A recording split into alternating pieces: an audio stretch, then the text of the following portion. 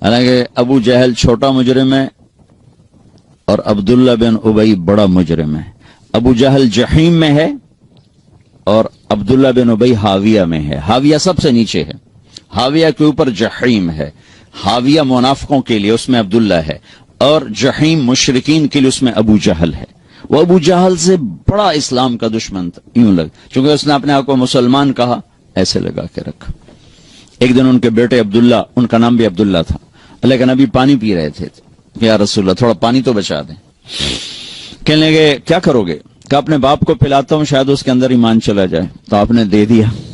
وہ گیا گھر کا, ابا یہ پانی تو پی لے. کہ کیا ہے یہ؟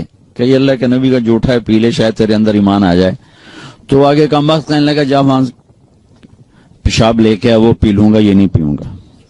پیشاب لے کے آ, وہ پی لوں گا, یہ نہیں پیوں گا.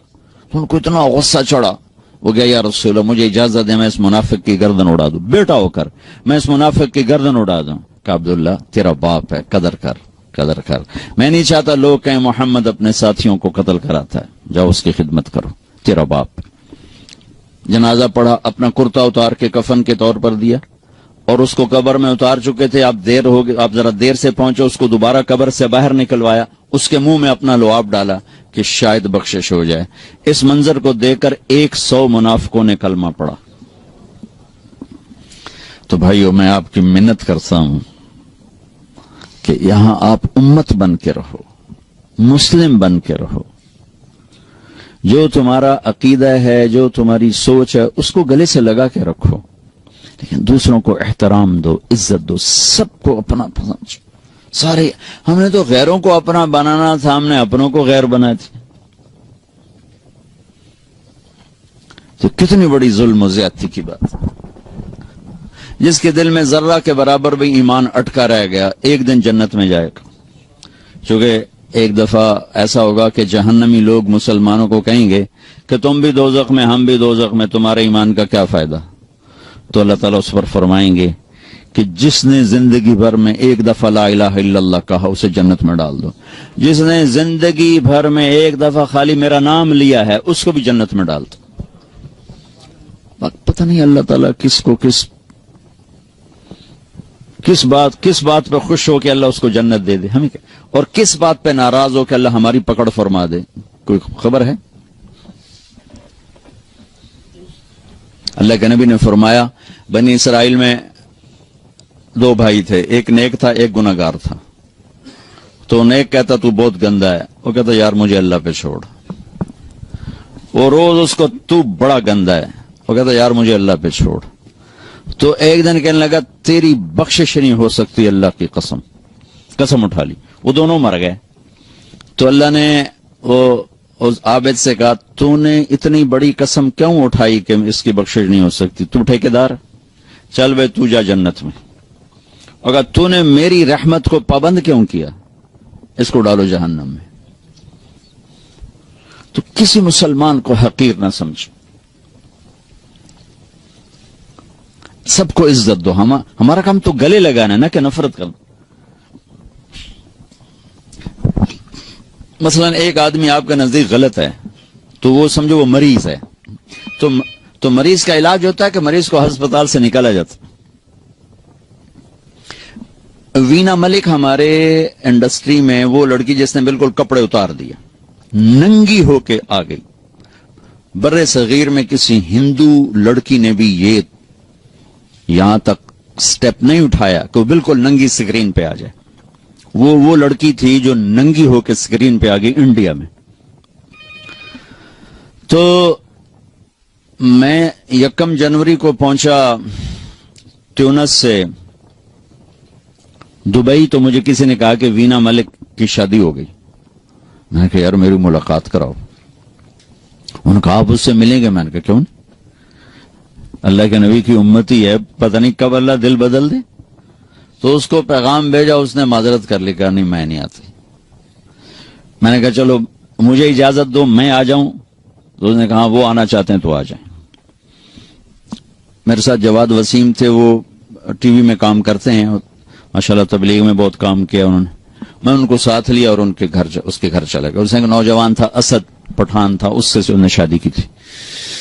तो मैंने उसे कहा, बेटी आपको शादी मुबारक, अल्लाह आपका घर आबाद करे, अच्छी बीवी बनाए, अच्छी मां बनाए।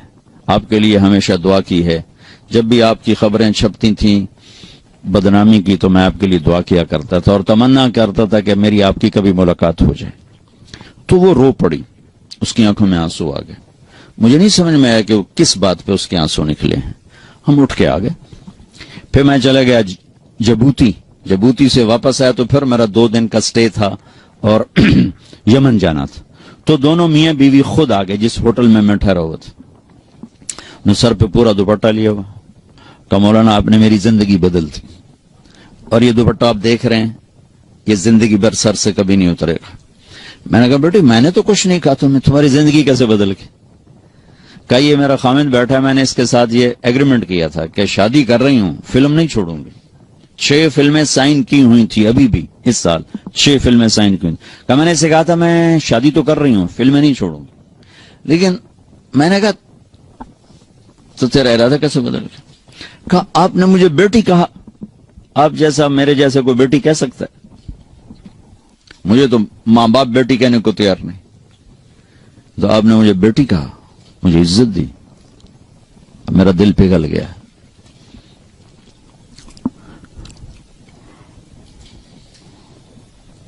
तो हमारा काम तो करीब करना है ना, दूर करना तो हमारा काम नहीं है।